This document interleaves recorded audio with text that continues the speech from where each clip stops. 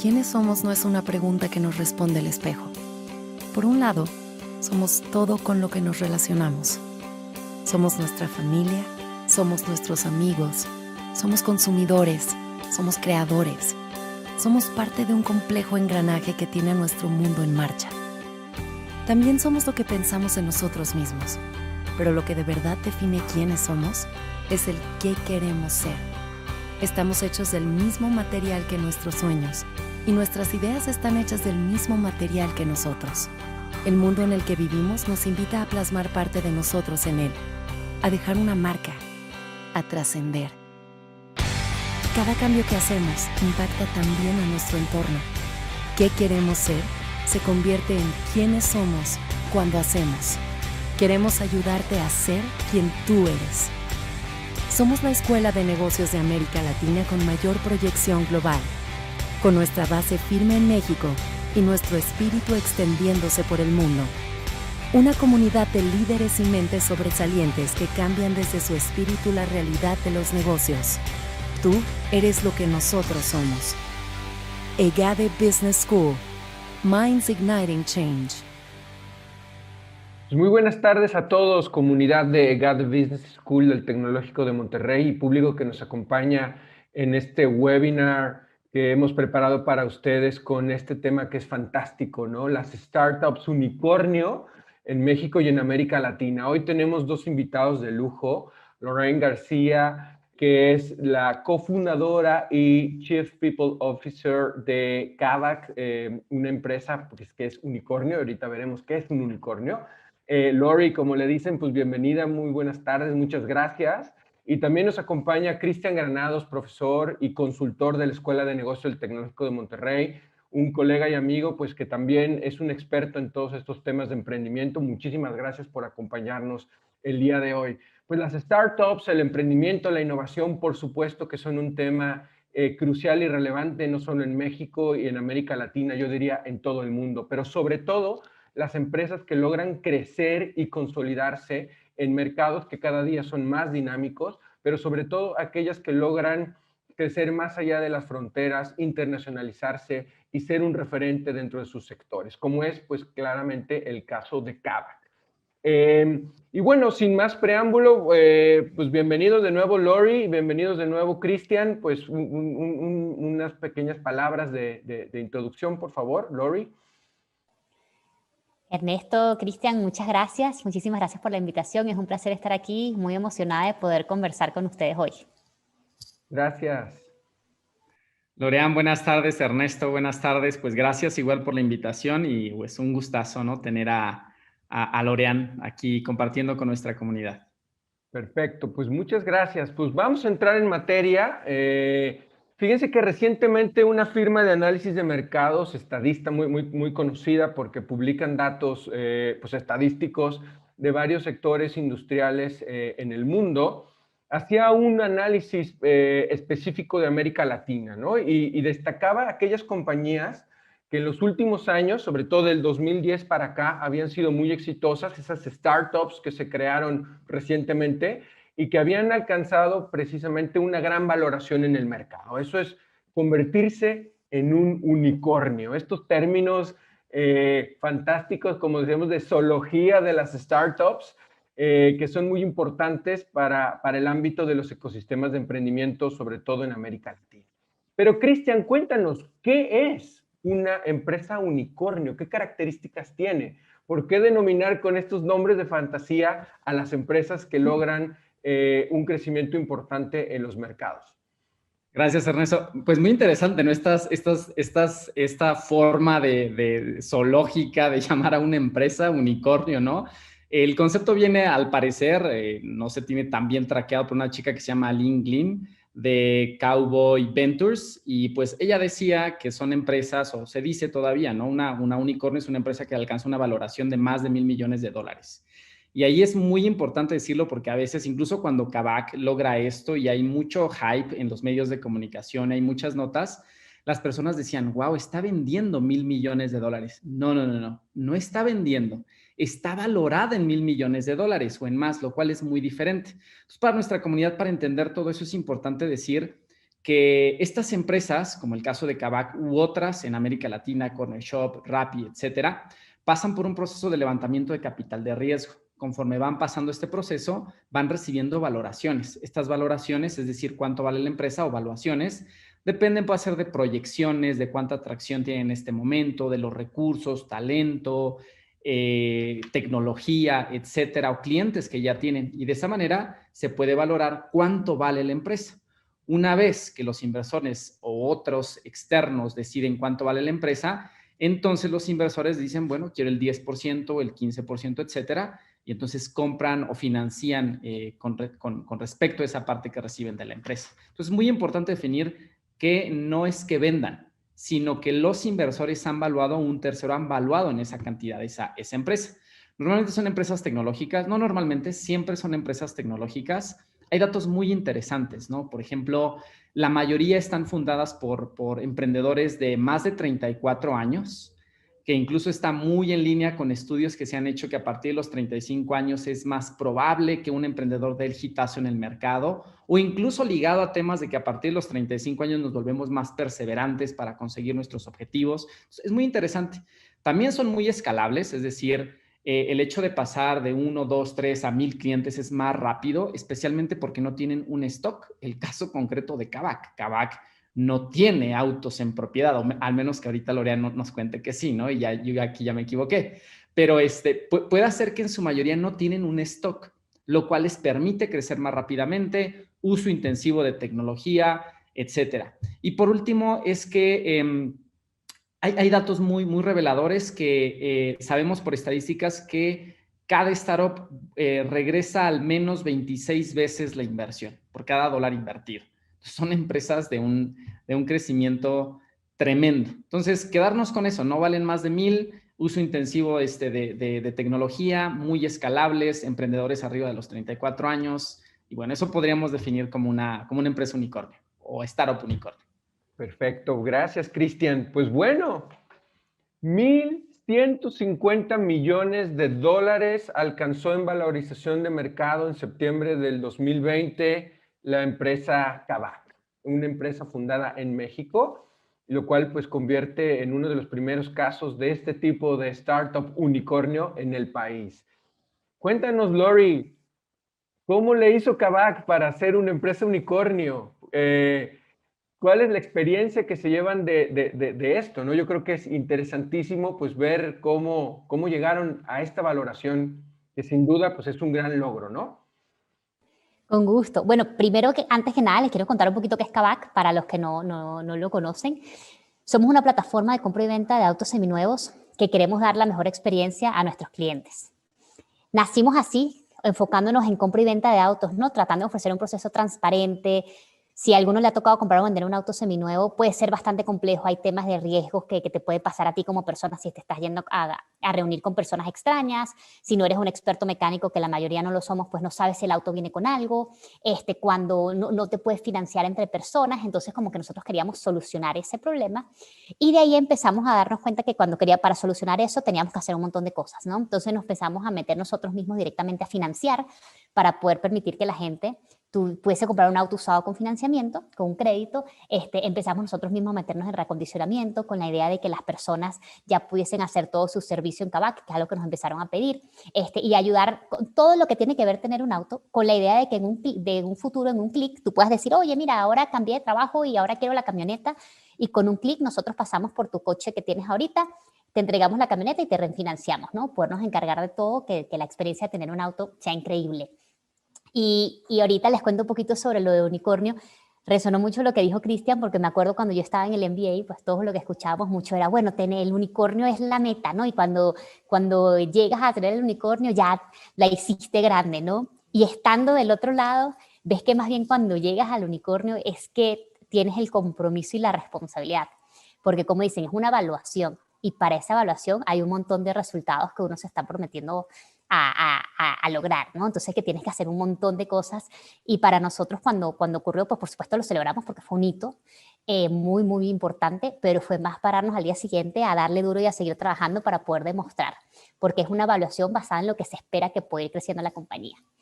¿Y cómo llegamos a ser un unicornio? Hay una combinación de cosas, no creo que es una receta, pero a nosotros nos pasó, diría 3 cosas, ¿no? Lo primero que vemos es que tenemos un mercado muy, muy grande. O sea, si al final quieres tener una empresa que escale, pues tienes que tener un mercado grande que pueda absorber esa escala, ¿no? Entonces, para nosotros, desde un principio, el mercado de autos seminuevos representaba como 50, 60 billones, dependiendo de cómo lo cortes en México. Es uno de los 3, 4 más grandes. Entonces, eso nos permitía tener una gran cantidad de personas a las cuales llegar. Lo otro que ocurre también es que es un mercado con ciertas particularidades. O sea, en el mercado no había ningún competidor con más de 1%. Y la mayoría de las transacciones ocurrían entre personas particulares como cualquiera de nosotros.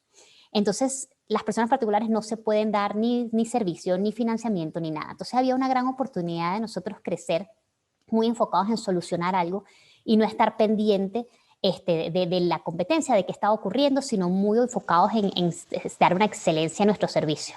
Entonces, mercado grande, mercado fragmentado, que además era un mercado concentrado. Quiere decir que si nosotros estábamos en 3 ciudades, ya podíamos estar llegando al 80% de nuestros clientes. Entonces nos permitía eso otro montón de potencialidades de escala, ¿no? Entonces, teniendo el mercado, después nosotros nos enfocamos mucho en otras 2 cosas, ¿no? Primero, asegurar la parte de tecnología para que fuera escalable, como dijo Cristian. O sea, era una cosa que podía hacer que con tecnología tú pudieras hacer cosas muy distintas que con mover ciertas palancas tú podías absorber todo ese volumen que venía. Entonces nosotros desde el día 1 empezamos a meter tecnología por todos lados, desde control de nuestros costos, un algoritmo que nos permite entender dónde está el precio de los autos. Ahí no hay ningún humano viendo, o sea, cuando ustedes se meten a la página y cotizan un auto, ahí no hay ningún humano haciendo nada. Es un algoritmo que todo el tiempo se está alimentando y viendo que va. Lo mismo los metimos en la parte de entender la parte de inspección de autos. Entonces nosotros empezamos a ver, porque eran procesos muy a la antigua, ¿no? El mecánico iba y se ponía a revisar punto por punto. Ah, bueno, este no es, bueno, déjame probar el otro, ¿no? Y al final no, nosotros metimos un algoritmo, entonces ya sabemos, tú me vienes con una RAV 2013, las 3 cosas que son más probables que fallen son esas, y por esas empiezo. Entonces toda esa tecnología nos permite escalar, y lo último, por supuesto, es el equipo que se une, porque al final tú puedes tener todo esto, pero al final la ejecución es clave. Y es tener un equipo que está comprometido, que tiene unas ganas increíbles de poder lograr la ambición y que siempre va subiendo el nivel de ambición. Un equipo que entiende mucho la visión y que los une a algo. Y que pueden trabajar juntos. Entonces yo diría que esas son las... Mercado, tecnología y equipo son las 3 cosas que nosotros hicieron la gran parte de por qué nos convertimos en un unicornio. Excelente, pues muy interesante. Ahorita vamos a abundar un poquito más sobre qué sigue para Kavak, ¿no? Muy interesante.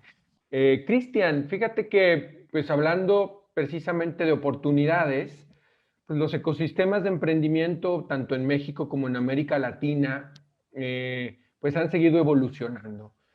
Si bien, pues tenemos diferentes grados de madurez, en el sentido de que, bueno, cada ecosistema tiene sus particularidades, la actual crisis que estamos viviendo a raíz de la pandemia de COVID-19 también nos está obligando a replantear lo fundamental de seguir promoviendo el emprendimiento, ¿no? En México y en América Latina, ¿no?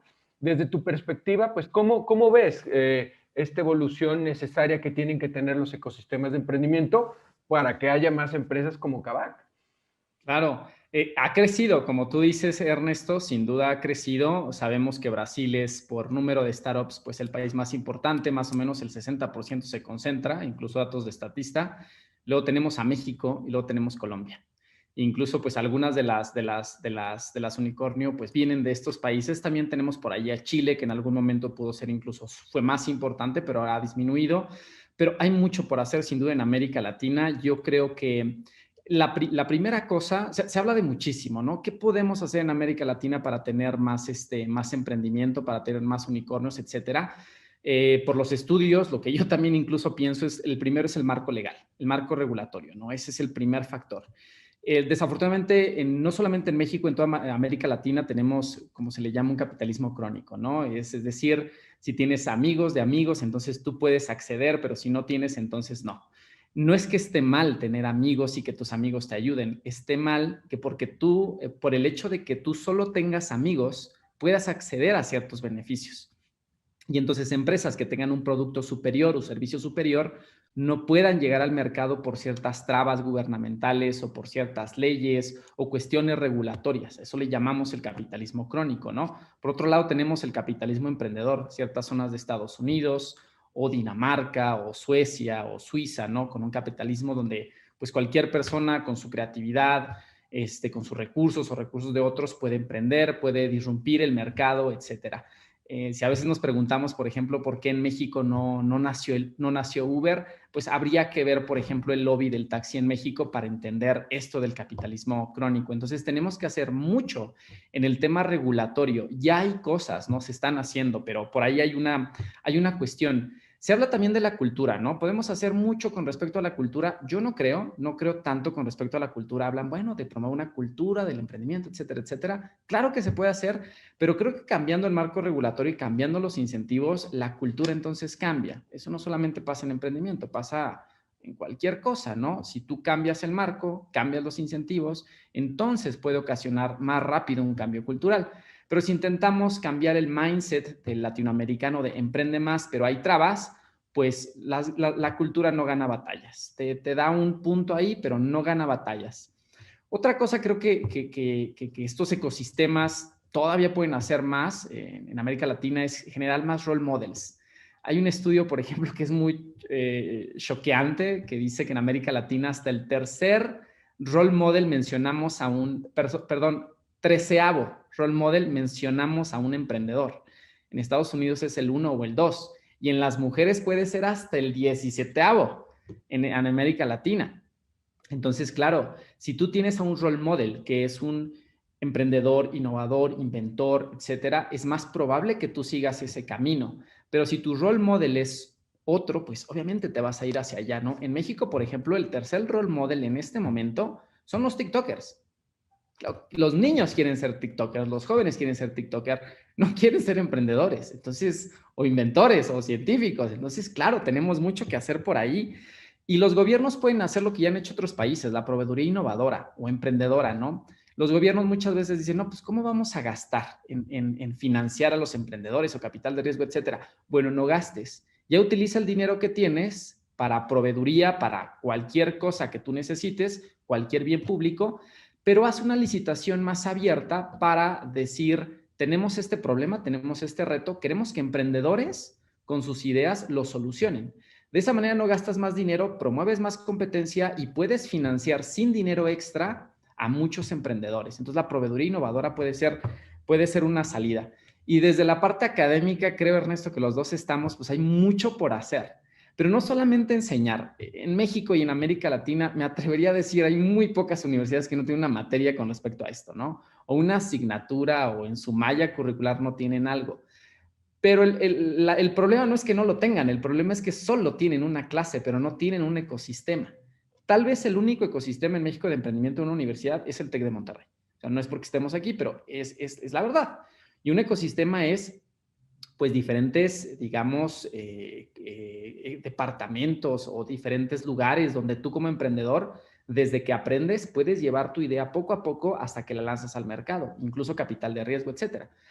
Puedes ir a otra universidad y sí tiene una clase, pero de clases no se hacen emprendedores, se hacen a través de ecosistemas y de apoyo. Entonces creo que las universidades y los sistemas académicos, si quieren impulsar el emprendimiento, deben de pasar de una simple clase o de solo enseñar a generar ecosistemas de emprendimiento e innovación. Muy bien, pues muchas gracias. Pues con esta temática, Lori, ¿cómo ves a Kavak interactuando en este ecosistema de emprendimiento en México, donde ahora, pues bueno, tenemos esta coyuntura y creemos que la innovación sigue siendo un elemento esencial, si no es que el más importante para la supervivencia, pues de prácticamente todas las organizaciones, todas las empresas? Aunque bueno, pues sabemos que hay restricciones y que esta crisis pues nos ha pegado de manera transversal, ¿no?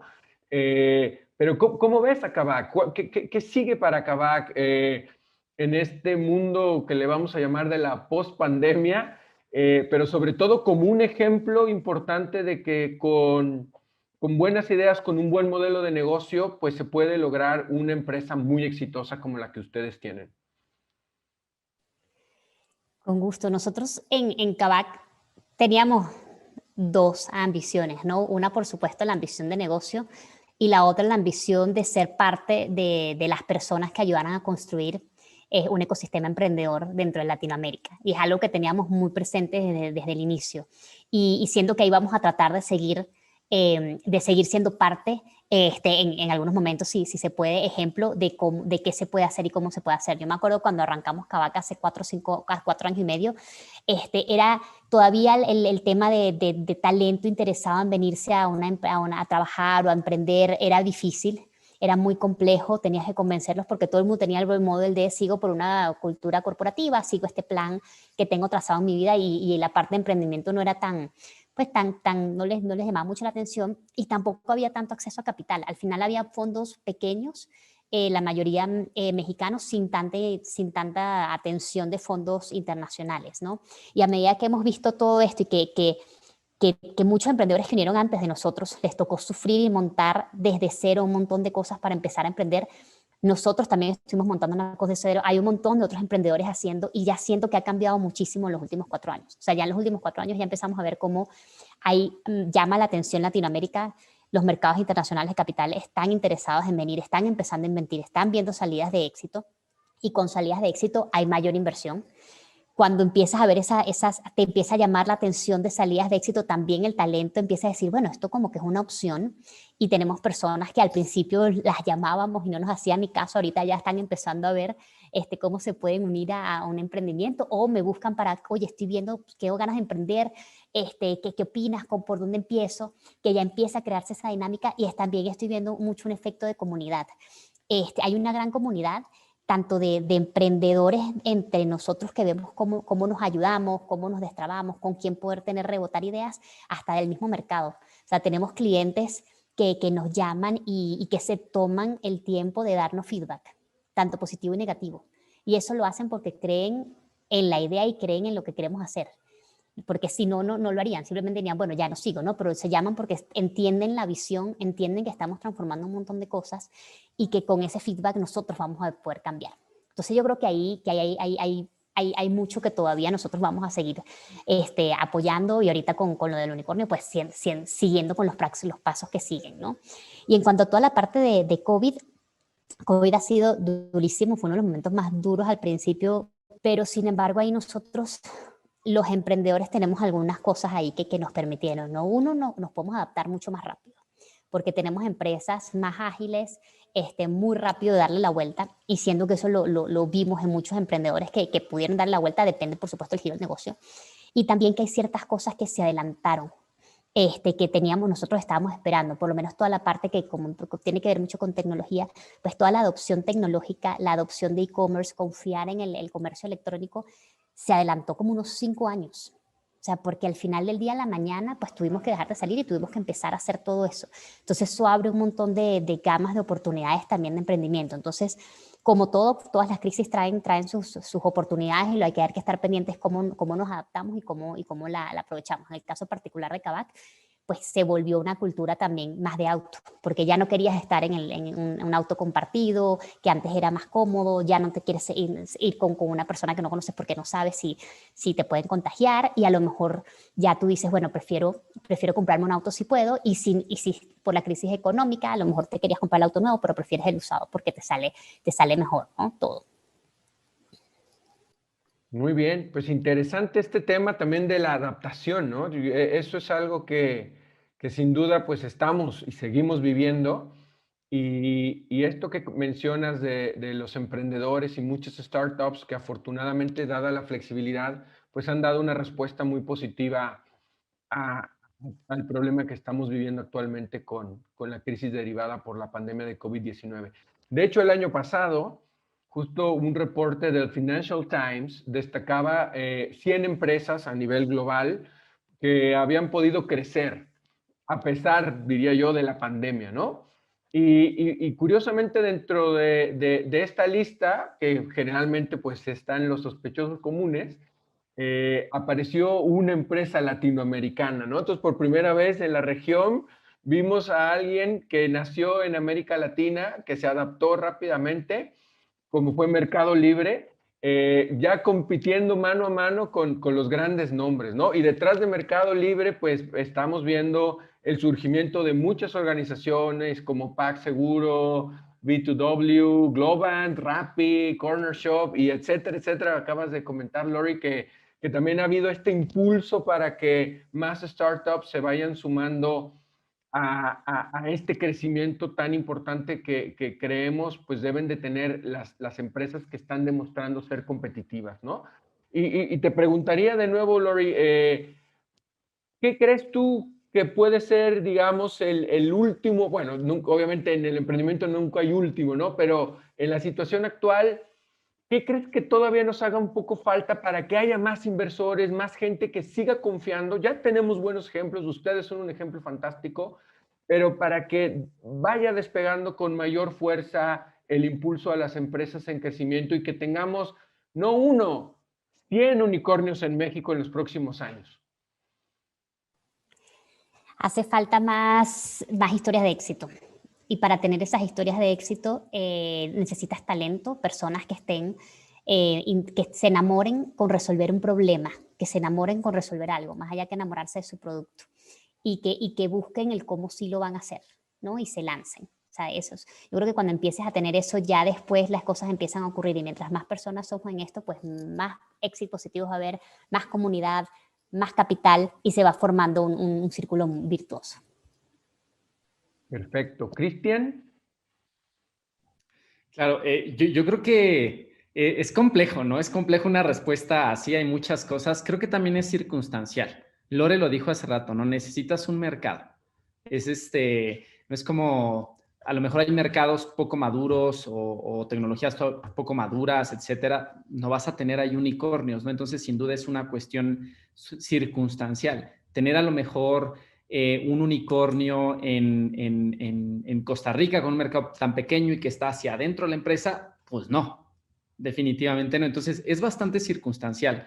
Creo que la primera, pero sin embargo se pueden hacer cosas como atraer mayor capital de riesgo. Lori lo decía, hay cada vez más y de hecho las grandes, ¿no? Yellowstone, etcétera, ya están aquí en México, ya están porque ellos decían, pues las empresas de la América Latina empiezan el primer día con tracción. O sea, en Estados Unidos como que los 2, 3 primeros años quemando dinero, pero aquí no, porque tenemos otras circunstancias, son otras realidades. Entonces han mirado a nosotros porque dicen, wow, estos se están generando desde los primeros días ya ventas. Sin embargo, también el tema es este emprendimiento de oportunidad o necesidad. Muchas veces el emprendedor latinoamericano, como no tiene este fondo, pues está emprendiendo, aunque sea una empresa tecnológica, etcétera, para sobrevivir. Entonces, sin duda ahí necesitamos el capital de riesgo. Y de hecho el concepto de unicornio pues viene del capital de riesgo porque ellos son los que valoran. Entonces creo que el primer punto es pues capital de riesgo. Aquí en América Latina, en México, pues tenemos créditos, ¿no? O inversionistas de riesgo que ponen condiciones draconianas, que no están, incluso no son capaces de soportar los vaivenes, los fracasos, etcétera. Entonces creo que el primer punto es capital de riesgo. En general se ha centrado mucho en temas digitales en América Latina y ahí pueden haber más unicornios, sin duda, pero diría, deberíamos de, aunque estamos hablando de unicornios, sin duda también podemos voltear a ver otros sectores que son muy importantes, que tal vez nunca tengamos unicornios, pero que no perdamos de vista que el capital de riesgo también debería de invertir ahí. El capital de riesgo se está yendo a lo digital, al software y un poquito por ahí a transporte y un poquito a biotecnología. ¿Y qué pasa con los demás sectores? ¿Qué pasa con los demás problemas que como sociedad en América Latina estamos viviendo? ¿Queremos que surja un TikTok en América Latina o queremos que surja un Instagram? ¿Eso es lo que queremos? ¿O realmente queremos otras empresas que solucionen grandes problemas? Entonces también deberíamos estamos hablando de unicornios, está genial, pero también el capital de riesgo debería de voltear hacia otro tipo de industrias, hacia otro tipo de problemas que nos permitan avanzar en los grandes retos que como México y América Latina tenemos. Pues excelente. Pues grandes temas para la reflexión, ¿no? Y podríamos estar conversando, yo creo que por horas, sobre el fascinante mundo pues, del emprendimiento, la innovación y los grandes ejemplos que ya afortunadamente empezamos a tener de manera mucho más recurrente en América Latina, ¿no? Decía Lori, yo creo que hay que contar mejores historias de éxito y estas historias de éxito sin duda pueden tener una repercusión muy importante en el ecosistema de emprendimiento de México y de América Latina. Hace relativamente poco el Banco Mundial también lanzaba un informe donde decía que evidentemente pues América Latina es una tierra de emprendedores. Hay muchas personas iniciando nuevos negocios, decía Cristian también. Desafortunadamente muchos de estos negocios son poco escalables, de poco valor añadido, unipersonales, que no van a generar más empleo y por lo mismo también van a tener una vida muy corta, ¿no? Sin embargo, pues el espíritu emprendedor creemos que está muy presente en nuestras sociedades y lo que necesitamos precisamente es tomar este espíritu emprendedor para generar empresas que solucionen los grandes problemas de la región, que sean capaces de crecer, generar empleo, desarrollo y bienestar social, porque sin embargo, bueno, pues de nada nos sirve también tener un grupo de empresas que probablemente no estén, como bien decía Cristian y también lo comentó Lori, pues resolviendo los grandes problemas que como sociedad y como región, México y América Latina, tenemos, ¿no? Yo creo que ahí está la clave. Tenemos que movernos, pues sí, a tener un mayor número de emprendedores, pero también que estas empresas pues sean de mucha calidad, que sean empresas de alto impacto, que sean empresas de crecimiento y que sean empresas que contribuyan al desarrollo, ¿no?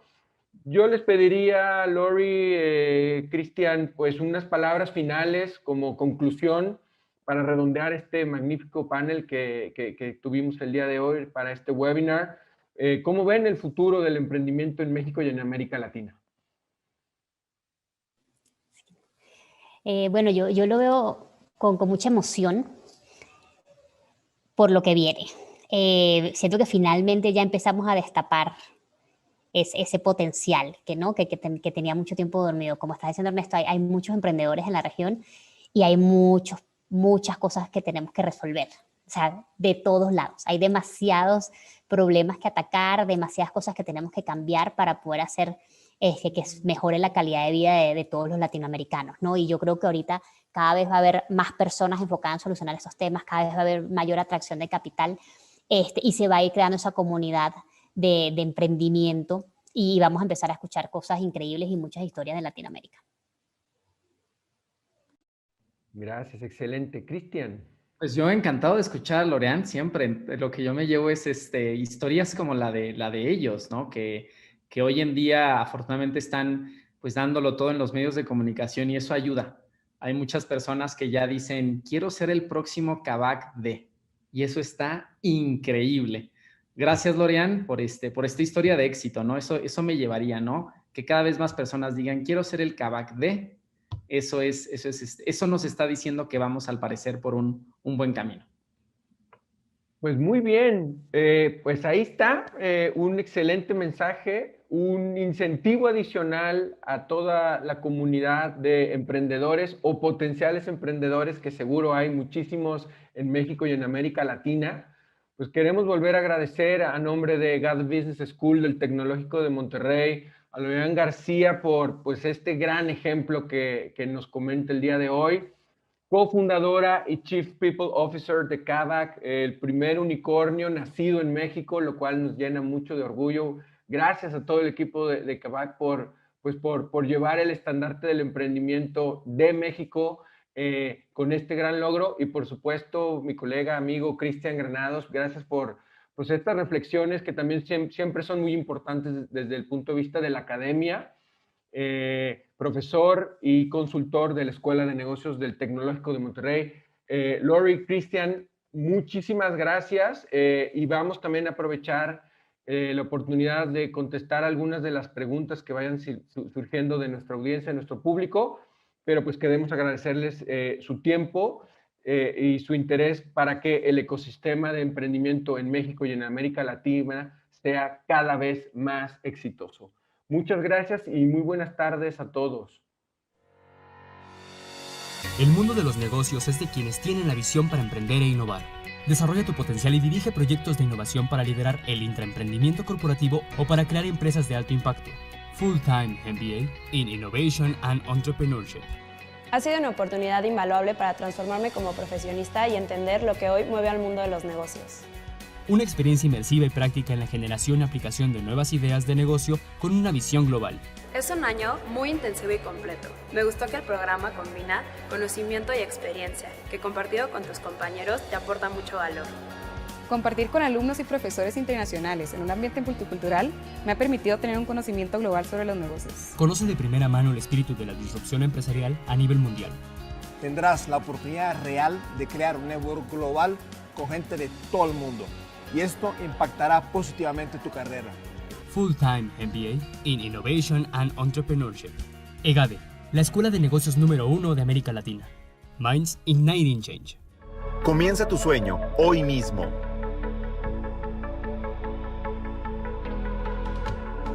Crea. Inspírate. Crece. Impúlsate a llegar a donde tú quieres desde el inicio de tu carrera profesional. Master in Business Management de EGADE Business School. Conocimientos y competencias para redefinir el rumbo de las compañías. Networking a escala global. Experiencia profesional en proyectos reales con empresas líderes de la industria. Impulsa tus habilidades hasta tu máximo potencial. Master in Business Management de EGADE Business School. Minds Igniting Change.